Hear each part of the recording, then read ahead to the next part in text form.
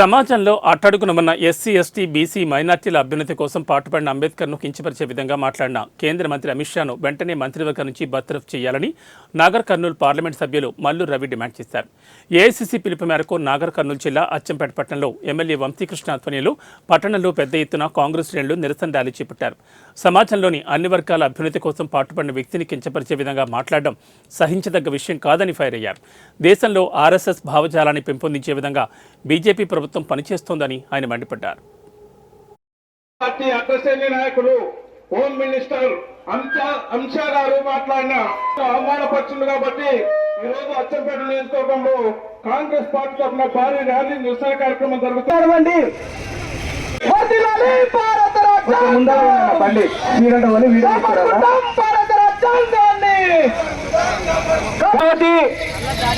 మనందరి ఆరాధ దైవంగా కొలిచేటువంటి ఈరోజు మరి నిరసన ర్యాలీ నిర్వహించడం జరుగుతుంది. ఈ కార్యక్రమంలో పాల్గొన్నటువంటి మా నాగర్ కర్నూలు పార్లమెంటు సభ్యులు పెద్దలు డాక్టర్ మల్లు గారు పార్టీ డిమాండ్ చేస్తుంది. అదేవిధంగా మరి కాంగ్రెస్ పార్టీ పిలుపు మేరకు ఈరోజు